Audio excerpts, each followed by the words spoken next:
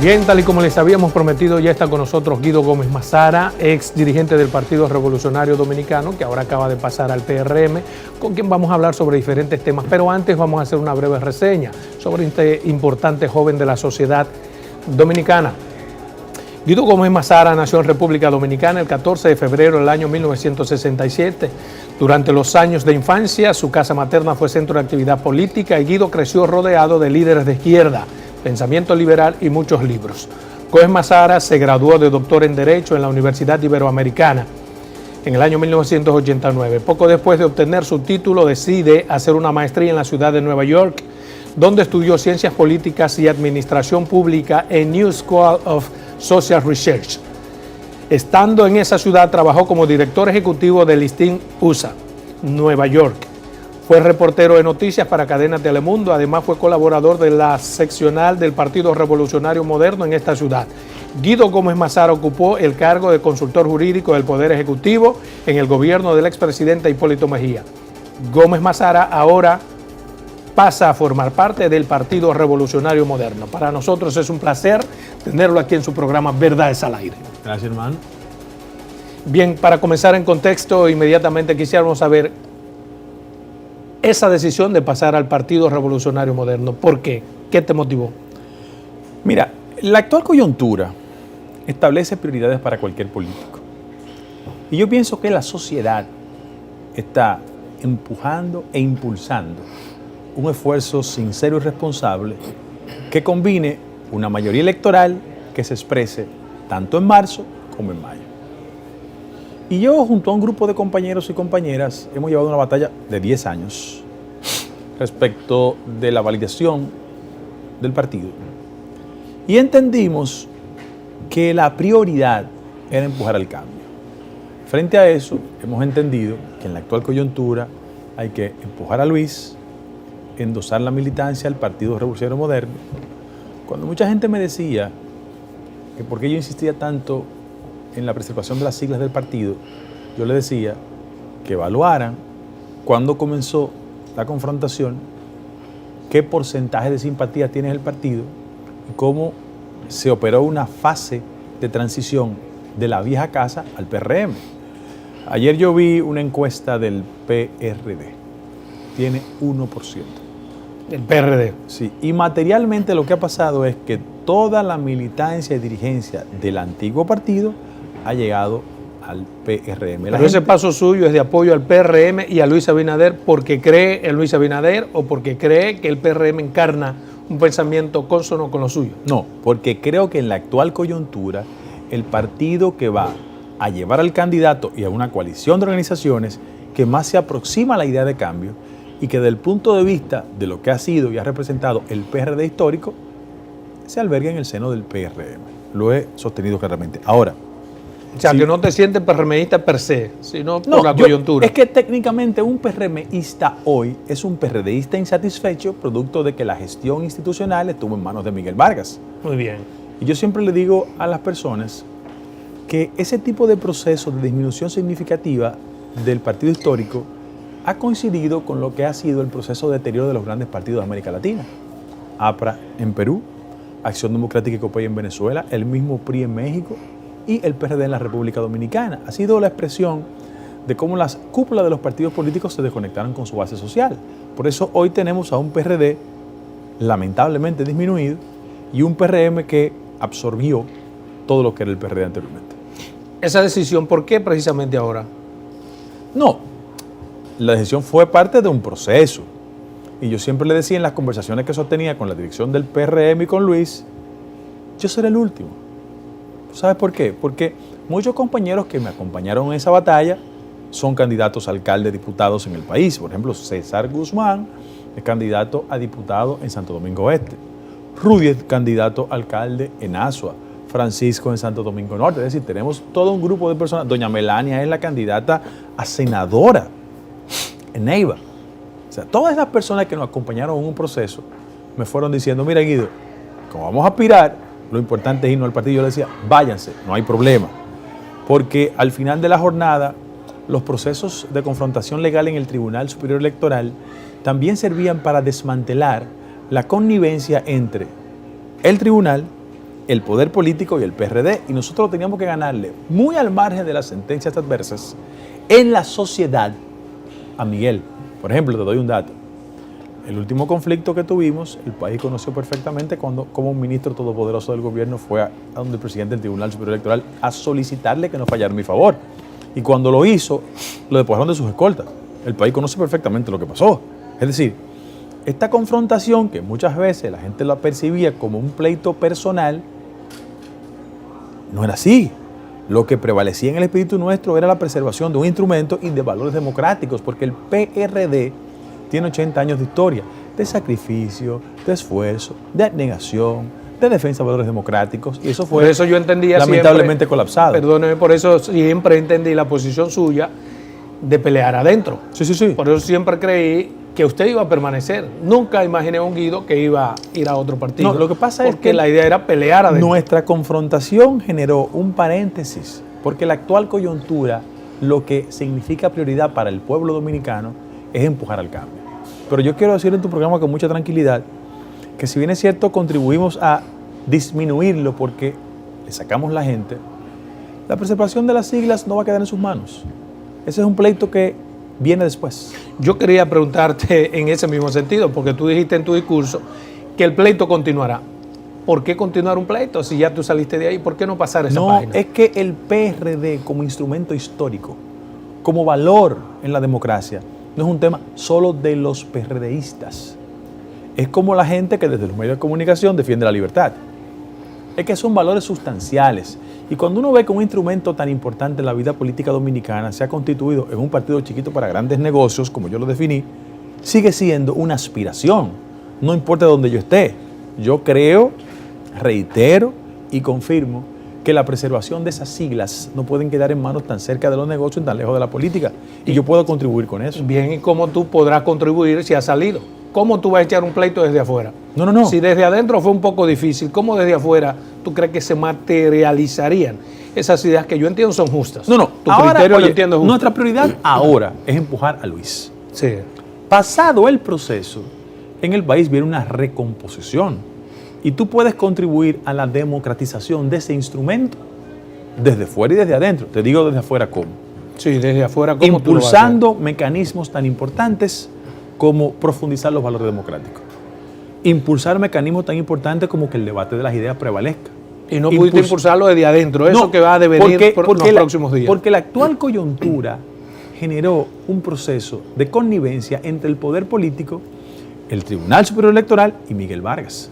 Frente a ese acontecimiento tuvimos que definir qué era lo útil en la coyuntura. Lo útil en lo inmediato es construir la mayoría electoral.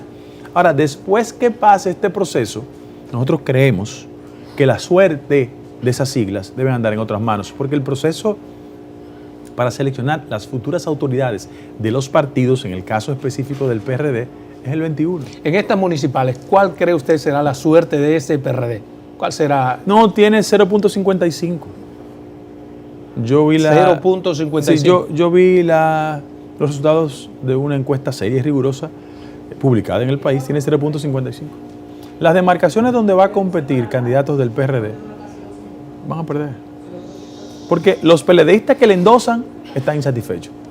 Y la ola anti-PLD y anti todo lo que huela a PLD se lo va a llevar. Usted tiene toda su vida en el PRD, la estuvo.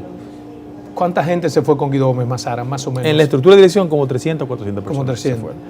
Óyete, hablar en primera persona nunca es elegante, pero yo invito a la gente que vea las imágenes de la actividad de nosotros.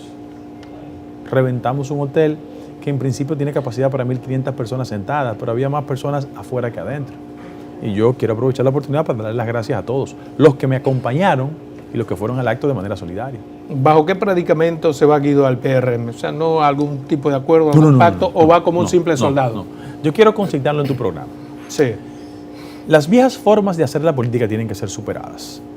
Yo llego porque la prioridad es impulsar el cambio.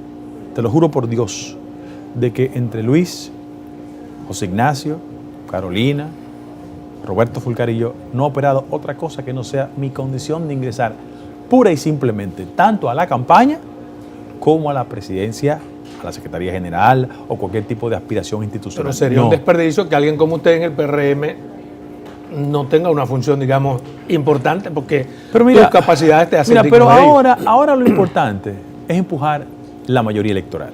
Si a mí me mandan a vengan a ver, a coordinar una campaña, voy a hacerlo con mucho gusto. Este no es un tiempo ni momento de jerarquías partidarias, de verdad. Muy bien, ¿cuál es tu valoración, Guido, sobre este diálogo entre los partidos políticos y las diferentes fuerzas de la sociedad dominicana? Mira, los diálogos siempre son buenos y la democracia y la cultura democrática crece en la medida que las partes conversan.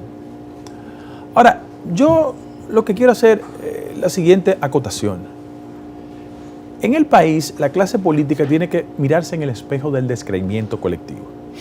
Porque estamos hablando como clase política frente al incumplimiento de un programa electoral que tenía pautado para el 16 de febrero unas municipales.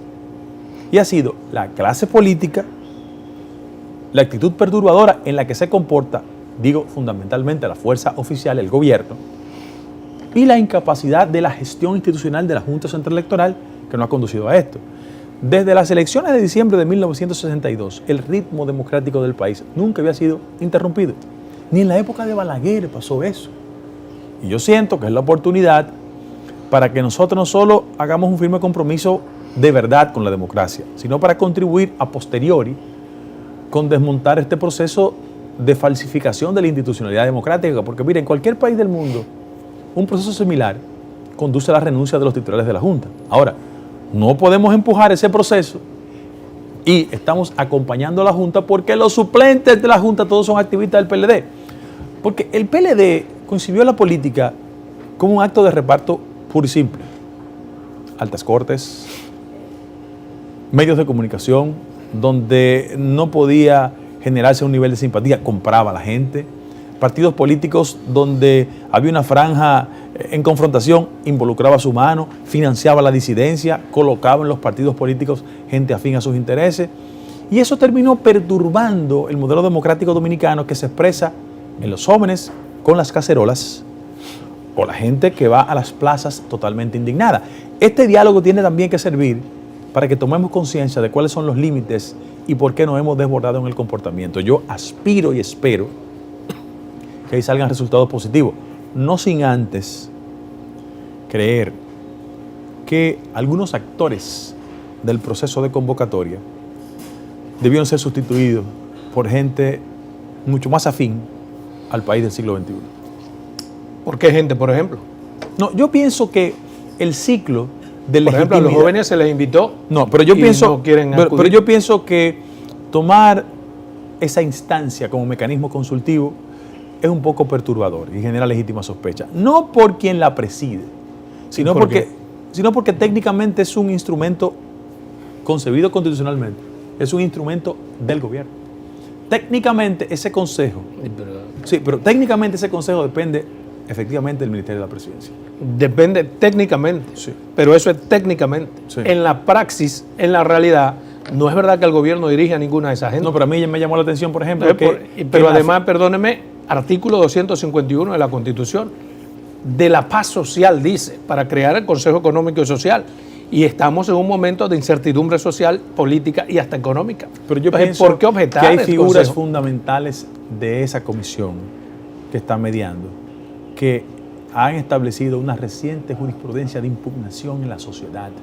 ¿Cuáles figuras? Yo creo que el monseñor Agripino Núñez Collado cerró un ciclo en la República Dominicana. Cerró un ciclo. Sí, que ha hecho aportes significativos, importantes, pero yo pienso que su participación en la comisión de Punta Catalina no fue la mejor. No fue la mejor, ok. Podría una parte de la sociedad estar de acuerdo, pero eso no invalida, monseñor, porque un hombre no es un acto, es la suma de todos sus actos. Pero estaba retirado en Santiago. Pero quiere seguir dando, aportando. ¿Por qué invalidar a monseñor? Pero mira, ahí yo conecto eso con la que ha sido mi visión hacia lo interno del partido. Okay. En la sociedad dominicana no hay que apostar tanto a la perpetuación de figuras en el centro político, ni en los medios de comunicación, ni en el debate económico, ni en el debate social. El problema es que no tenemos muchos hombres y mujeres con esas credibilidades. Sí, en este país hay muchísima capacidad de alternar esos liderazgos simbólicos. Porque, ¿cuál fue mi lucha en el PRD? Entre otras cosas, impulsar la alternancia. Despojar la idea a mucha gente que se perpetúa en los cargos. Y si yo practico y predico eso hacia lo interno de lo que fue mi lucha, yo pienso que debo hacerlo en el resto de la sociedad para ser coherente. Para ser coherente, vámonos a una primera pausa comercial. 2 minutos, regresamos en breve.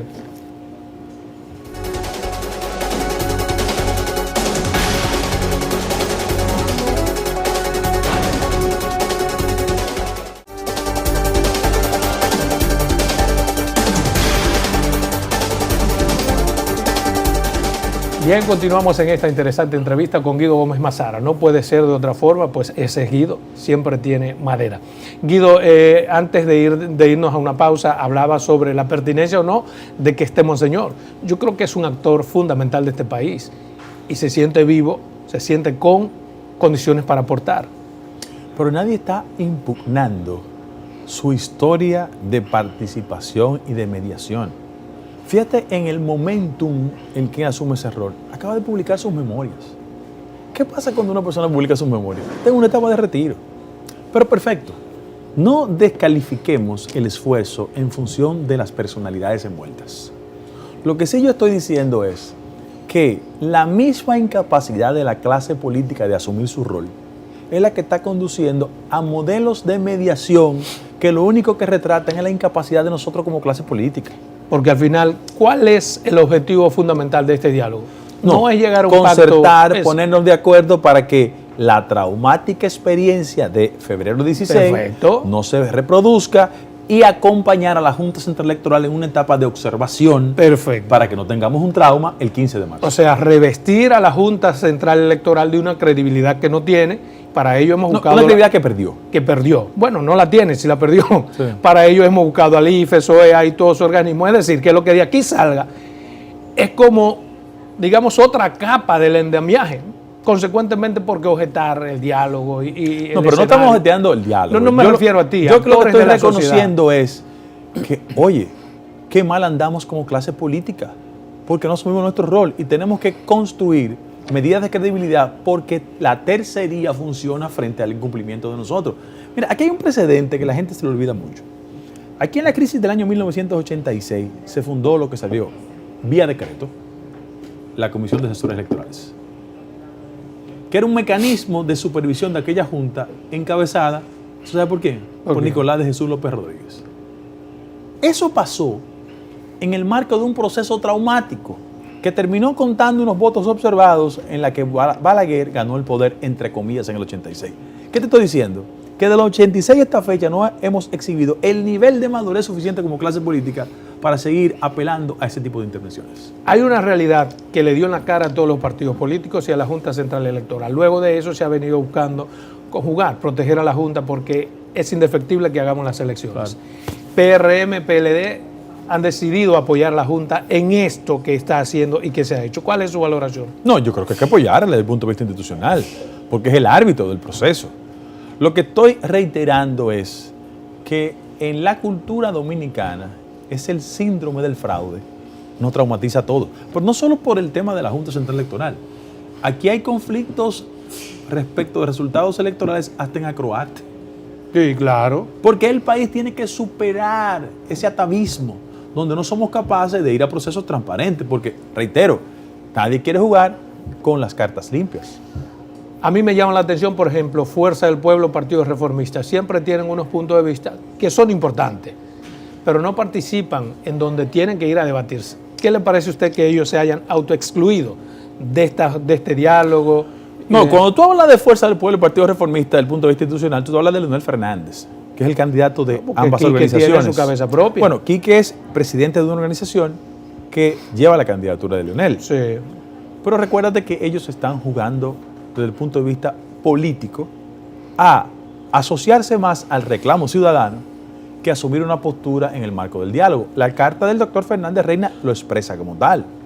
Y fíjate que él hace un esfuerzo de posicionamiento electoral sobre la base de ser una persona que interpreta los reclamos e inconformidades de los jóvenes del país. Cuando él dice que participen los jóvenes, que yo creo correcto que participen. Claro. Pero, claro. Está capitalizando políticamente. No, él lo hace también con un sentido de la política. Sí. Y cuando él hace una argumentación técnica respecto de las características constitucionales de la intervención, yo creo que él hace un razonamiento puramente técnico, pero que tiene un objetivo claramente político. Pero también ese sentimiento en términos políticos yo lo encuentro perfecto, pero también hay un sentimiento de la lealtad y del compromiso ciudadano. O sea, No. Todo político con sentido de compromiso tiene que priorizar el interés de la nación al margen de sus agendas. Pero eso no es lo que están haciendo cuando no participan, cuando simplemente... Pasa que en el marco de la actual coyuntura, el doctor Fernández del Partido Reformista está jugando más a generar resultados electorales que actuar de conformidad con lo que debe ser la regla esencial de cada actor político. Ellos están haciendo su trabajo. Por eso es que entienden muchos sectores de esta sociedad que en esta coyuntura el PRM no tiene por qué tener una alianza coyuntural con la fuerza del pueblo.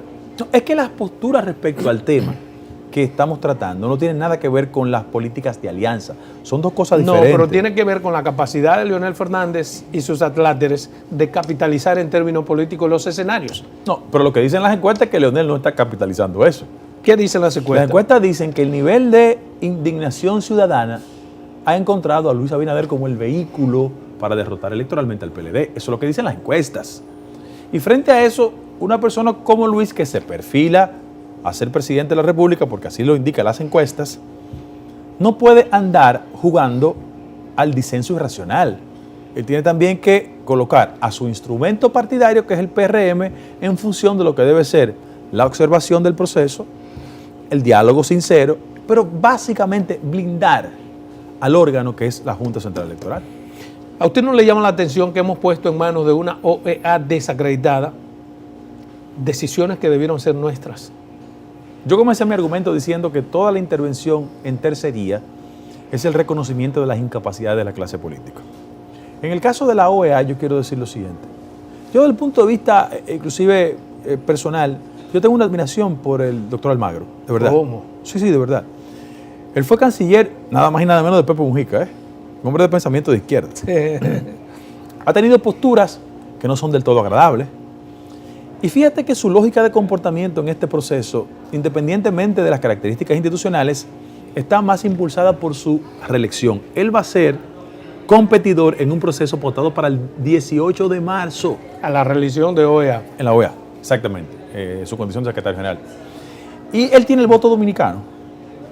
O sea, contextualicen la participación de Almagro en este proceso en función de que él es verdad que es un ente institucional, pero también anda buscando la reelección. Y necesita el voto del gobierno dominicano. Evidentemente. ¿Y quién será el gobierno dominicano en marzo todavía? Danilo Medina. Entonces, usted puede decirle a este país que hay credibilidad en un hombre que busca esas condiciones. Yo pienso que si alguien tenía expectativas más allá de lo racional, se equivocaron. ¿Cómo así? Explique. Porque la OEA va a jugar su rol sin que ese rol genere la estridencia que impida que el voto dominicano sea en favor de Almagro el 18 de marzo.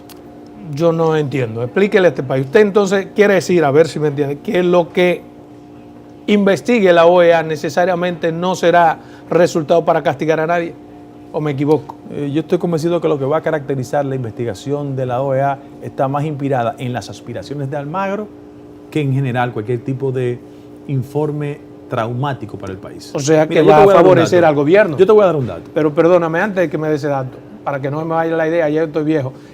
Eso significa que Almagro de alguna forma va a favorecer al gobierno. Entonces, yo creo que el informe no va a ser tan crítico como la gente esperaba. Mira por qué. Nos jodimos. No, mira, vamos por parte. Tuve la visión de Almagro, ¿no? Y el contexto en el que él anda en que su no plan me de gusta reelección. para nada, Almagro. Déjame darte un dato. No me mates el mensaje por los mensajeros. Pero cuando tú ves que alrededor del proceso pautado para el 16 de febrero coinciden Roger Noriega, Diosdado Cabello, dice, es posible, y Ernesto Samper, gentes ideológicamente encontradas, pero que han sostenido la idea, desde sus diferencias ideológicas, de que en países como los nuestros no es posible generar lo que se generó en el país, febrero 16, sin que el Estado no manipule el proceso. Yo voy a dar un dato aquí, y no es indiscreción. A mí me dijo Luis Abinader, no, de verdad me lo dijo. ¿Qué te dijo, Luis? Luis, en el acto de nosotros, me dijo, Guido, ¿tú sabías la vagabundería que querían hacer conmigo de echarme una responsabilidad? Digo, sí, yo lo he visto todo. Me dijo, Guido, ¿tú sabías que el informe que estaba preparando la policía decía que el coronel me lo había mandado tú a mí? Digo yo. Me dijo, mira, te lo juro por Dios. Digo, pero Luis, tú y yo nunca hemos hablado de coronel. Poderoso tú que manda un coronel. No, que el coronel, a quien involucran en el proceso, se lo envié yo a Luis. Digo, Luis, mira, me estoy desayunando ahora mismo. Yo no sabía eso. le doy credibilidad porque tú me lo estás diciendo. Es decir, fíjate cómo los niveles de manipulación de la sociedad dominicana y de los procesos políticos es lo que ha provocado tanta indignación. Pero eso de alguna forma implica que el gobierno es responsable de lo que pasó en la Junta. No, yo pienso que nada de eso se hace sin la intervención del gobierno. Sin la intervención. De verdad. Por un factor. Y sin la anuencia, digamos, o la connivencia de alguien de importancia en la Junta. Claro, eso tiene que ser. Porque para entrar a esos lugares... Eso tiene que ser combinado. Y te voy a dar un dato. Sociedades como las nuestras, donde hay un peso específico del poder político, ¿quién puede creer que eso se hace sin el consentimiento o la mano de alguien en el poder? Nadie lo cree. Nadie Entonces, lo cree. ¿qué diablos buscamos haciendo una investigación sabiendo qué es lo que hay? No. Por eso te decía que la OEA, si había expectativas de un informe duro, no va a ser posible. Bueno, mire, su valoración sobre los resultados de estas últimas encuestas, la tocamos ahorita de forma tangencial, pero ya de forma, como usted es un buen analista en esos sentidos. Las encuestas de credibilidad en el país pautan una ventaja de Luis. Pero esa ventaja me genera una preocupación, y se lo he dicho a Luis. El gobierno y su candidato podrían entrar en una etapa de desesperación. Desesperación. ¿Por qué? Porque los números no le dan. Sienten que la ola antigobierno ha encontrado a Luis como candidato con posibilidades y habrá de generarse algún nivel de ataque indecente, irresponsable y personalista a la candidatura de Luis. Ya yo he visto algunos lanzamientos de gente. Porque en la República Dominicana la gente, sobre todo en el poder, confunde decencia con cobardía. Y frente a eso tenemos que prepararnos. Las encuestas han pautado una tendencia de simpatías.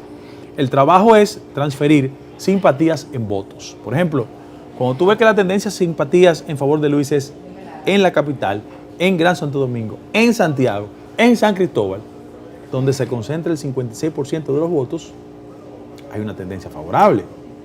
Y frente a eso, no nos podemos dormir, hay que trabajar 24 horas, 7 días a la semana, y sobre todas las cosas hacer conciencia de que más allá del eslogan del cambio, es un cambio de actitud en la gente, en que los actores políticos debemos entender que hay una sociedad observando con mucha información y con mucha capacidad de impugnar comportamientos incorrectos. ¿Y usted cree que la gente del gobierno tendrían que ser los más estúpidos del mundo para no entender esa predisposición social que hay en su contra y encima de eso armar una embestida de decreto?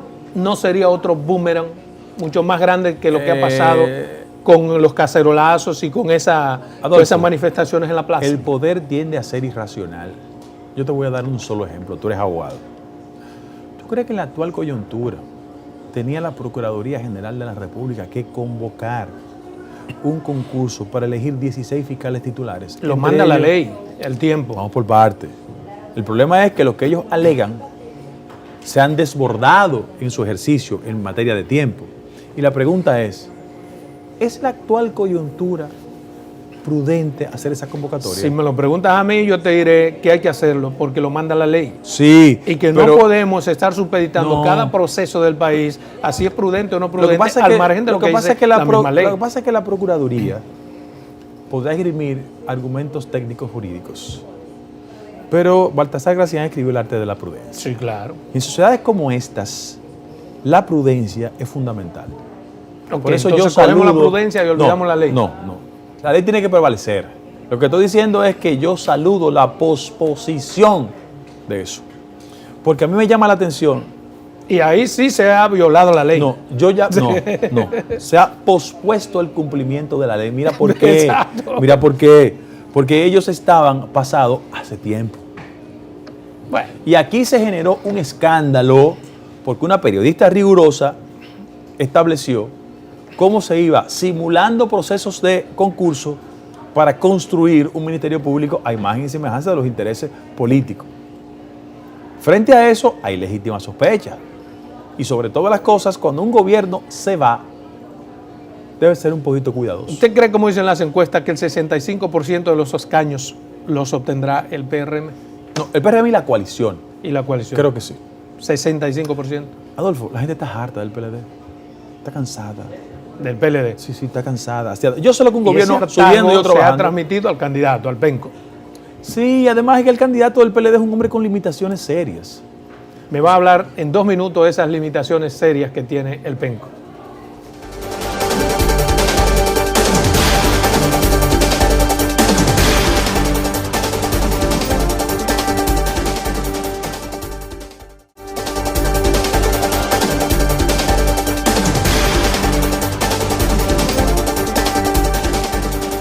Bien, continuamos con esta interesantísima entrevista con Guido Gómez Mazara. Antes de irnos a comercial, usted tenía la palabra, ahora puede explayarse. No, yo te decía que las sociedades van evolucionando y hay requerimientos básicos que son indispensables para un aspirante a la presidencia de la República. Y el candidato del PLD no tiene dominio temático sobre aspectos fundamentales, lo que revela una gran falencia.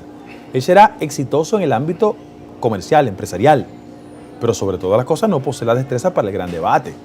O sea, yo no me imagino al candidato del PLD hablando de estabilidad macroeconómica, calidad en el gasto, relaciones internacionales, porque él es un hombre que cometió pifias esenciales. Él confunde el 4% del PIB con el 50% del presupuesto nacional. Fue capaz de decir que hizo un puente de 440 kilómetros. O sea, y él tiene ese tipo de... Esos son lapsus linguis. Pero en la práctica al tipo se le atribuye que es buen gerente. Y ¿o no? Es que tú puedes ser exitoso haciendo dinero y no tener las herramientas indispensables para la política. Tan elemental como eso. Yo lamento que en este país el debate no sea obligatorio. No. Lo lamento. Que fue una gran pifia de la ley. Había que generar una obligatoriedad en el debate para que tú veas. Si origina la obligatoriedad en el debate, entonces va la ley al constitucional y te dice que es inconstitucional. No, pero lo que se estila, nadie puede ser obligado pero lo que se estila en el mundo moderno es que los candidatos presidenciales debaten. Las sociedades obligan. Claro. Eso es lo que se estila. Mira, acaba de decir Miguel Vargas Maldonado en una locución, en una entrevista que le hicieron más de 30 periodistas sobre tu salida del PRD y dice que parece que Guido no sabía que hace 6 años que él fue votado del PRD. Bueno, yo tengo entendido que hay una sentencia del Tribunal Superior Electoral que te favorecía. Pero solo un retardado mental, como Miguel Vargas Maldonado, no sabe que existe una decisión del Tribunal Superior. Solo un retardado mental como Miguel Vargas no sabe que una sentencia del Tribunal Superior Electoral. ¿Por qué retardado mental? Bueno, porque es una persona que debe saber que las sentencias son imponibles a el órgano, en este caso el PRD. Pero en segundo lugar, yo no sé si a él le preguntaron eso en la mañana o en la tarde o en la noche. ¿Por qué? ¿Qué tiene que ver en la mañana? Porque si es en la mañana, es una respuesta irracional producto de su vocación por el consumo del alcohol. Porque una persona que esté en su tino no puede reaccionar de esa manera porque, reitero, es un desconocimiento a una decisión del Tribunal Superior Electoral. ¿Y si en la noche? También está desbordado. ¿Producto de qué? Porque su consumo de alcohol lo ha hecho perder la racionalidad en la política. Es un hombre que dice, hemos abrido la puerta del partido. Yo quiero solo apelar. Tú eres demasiado visceral. No, yo solo quiero apelar. Demasiado visceral, hermano. Pero, ¿en qué país del mundo un dirigente político que tiene las falencias de Miguel Vargas dirige un partido? Él es presidente del PRD porque el PLD en su estrategia hegemónica de caricaturizar la oposición lo puso ahí. Y le dio todos los negocios del mundo. Fue candidato presidencial del PRD y usted era ese PRD. No. Ojo, todo el PRDista en ese momento tenía la obligación de promover y propugnar por ese candidato. Claro que sí. Aún con esas falencias, con esas... Claro, porque la gente lo eligió. Y fue una desgracia. Yo pienso que el PRD comenzó a joderse, y excúsame la expresión, cuando en el 2007 fuimos capaces de preferir a Miguel y no a Milagros. A partir de ahí comenzó la desgracia. De verdad. Bueno. Entonces, ¿usted cree que la coalición de partidos, para venir a algo más, digo yo, más trascendente, esa coalición de partidos que apoya lo que se está haciendo en la Junta Central Electoral, implica de alguna forma que tendremos que creer en esos resultados? Claro que sí. Pues ya están apoyados. Si hay todas las garantías del lugar como yo espero, claro que sí. Mira, Adolfo, Salomón, mi querido amigo, yo te quiero decir lo siguiente. Aquí la gente no es tonta. Cuando las tendencias de simpatía expresan una cosa, casi siempre se traduce en resultados. Los PLDistas nos daban encuestitis aguda. ¿Tú te recuerdas? Sí, claro. Que la saquen ahora. La gente está cansada de ello. Porque no solo es la impugnación a la gestión de gobierno, es la construcción en la sociedad de que los estilos de vida de la mayoría de los PLDistas rompió todos los Pero esquemas. además no pueden quejarse de lo que está pasando porque ellos llamaban a la gente a empoderarse. El término empoderar, ese empoderamiento social de los grupos, el PLD fue que lo puso de moda Bueno, aquí. pero ahí están los resultados. Es una taza de su propio chocolate. Además, la sociedad recuerda que esos jóvenes andaban en carros Lada y Volkswagen hace 20 o 25 años.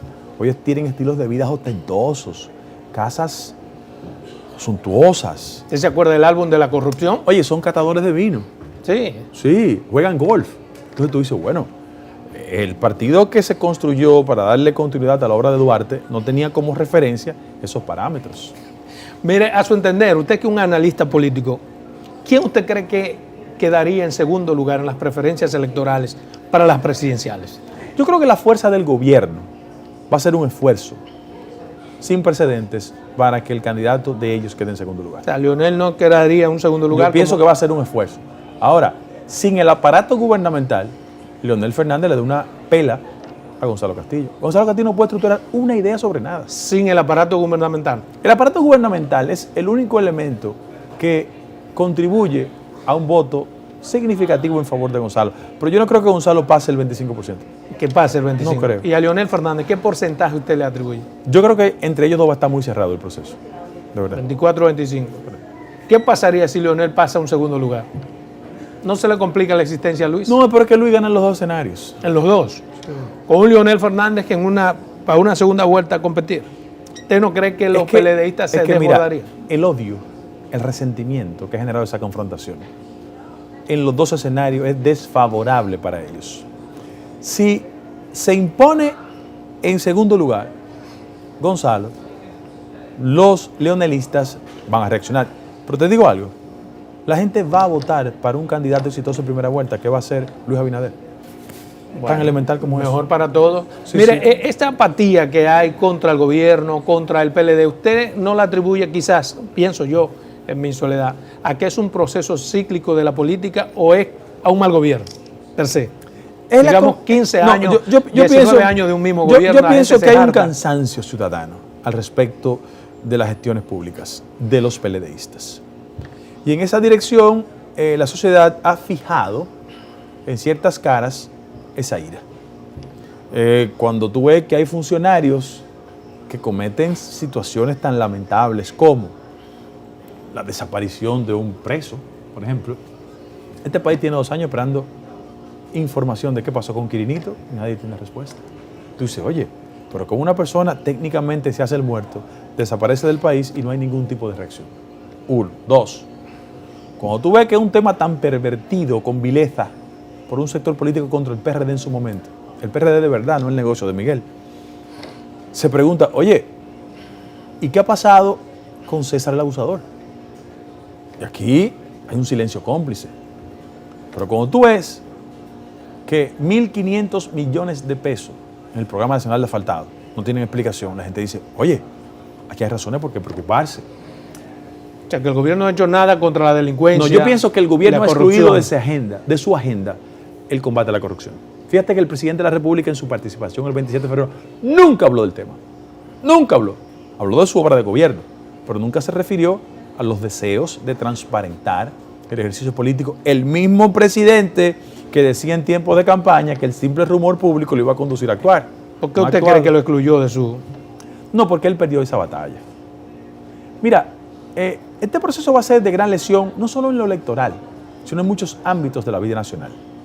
Creer que con la fuerza de la manipulación en los medios de comunicación se puede construir una verdad oficial, el acceso a mecanismos alternativos nos ha generado la posibilidad de construir nuestra verdad. La derrota que ha tenido el oficialismo en los medios de comunicación ha sido terrible. Cuando el sentido común le dice bocina a un periodista que lo siente conectado al presupuesto nacional, es el reconocimiento que ya no cree en su palabra. Por ejemplo, cuando le tocan en cualquier sitio público los platos a un funcionario porque va, es una reacción. Es decir, la sociedad ha ido tomando lo que yo llamo una especie de madurez cívica para expresar su inconformidad, pero ojo, eso no es contra el PLD.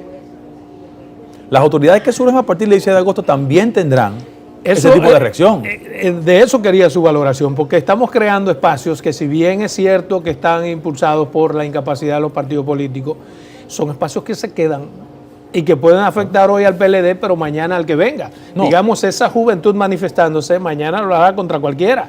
Y esos cacerolazos con los cuales yo estoy de acuerdo con funcionarios públicos corruptos. Por eso, Pero podría también pifiarse que entre por un corrupto eso hay y que uno garantizarle a la sociedad dominicana que los actores públicos, después del 10 de agosto, tengan conciencia de que si no lo hacen bien, es para afuera que van y habrá cacerolazo con ellos. corrupto. Faltan días para que Miguel escoja su candidato vicepresidencial. Miguel, Para que Luis. Luis Abinader escoja su candidato vicepresidencial. Miguel no tiene los timbales de presentarse a nada. No. No. Él dijo muchísimas veces que iba hasta con Danilo, que si Danilo no era, iba a ser candidato que aspire. No, aspire presidente a- de la Junta de Vecinos. No, del- que del aspire a algo. edificio. Faltan días para la escogencia de ese candidato. ¿Qué perfil, a su entender, debe tener ese candidato vicepresidencial? Yo sé que es una potestad exclusiva siempre el candidato Mira, pero presidencial. Adolfo, a mí no me gusta. Yo creo que los candidatos hay que dejarlo que elijan su vicepresidente. Pero en el caso de Luis, yo he sentido que él se va a conducir con el nivel de racionalidad que la sociedad espera. Luis es una persona que ha demostrado que él puede sacar el clavo sin romper la tabla, para quienes lo subestiman. Y yo pienso que él hará una elección que va a sorprender a mucha gente. Lo único que puedo decir es que creo que será mujer. Que será creo mujer. que será mujer. ¿Crees? Pero no milagros, hermano. No, creo que será mujer. Ya. ¿Qué hará Guido ahora que salió ya hacia el PRM? ¿Se integrará? ¿Va a estar dirigiendo algo? Fíjate que yo ya en el ámbito municipal le estoy ayudando. Sí. Lo he hecho con Carolina, con Manuel Jiménez, con Rudy en Asua, con Francisco en Santo Domingo Norte. Yo lo he hecho. De aquí, por ejemplo, yo salgo a una actividad en Asua de Compostela. Lo voy a hacer también en Puerto Plata, lo hago en Boca Chica. ¿No aspirarás en a un San cargo Pedro público? Macorís. Mira, te digo una cosa, honestamente, yo solo estoy concentrado en contribuir con la victoria. A Luis hay que dejarlo que elija su gabinete, sin ningún tipo de presión, porque la gente tiene que aprender a que usted puede servirle al país desde la función pública, desde su condición profesional, en los medios de comunicación, como buen padre. O sea, la creencia de que solo desde el escenario público se puede servir es un criterio muy equivocado. Bien, con esa respuesta tan propia de Guido Gómez Mazara, hemos terminado nuestro programa por el día de hoy. Para mí un placer, hermano, Gracias, tenerte hermano, aquí. el cariño de siempre. Igual. Usted lo sabe.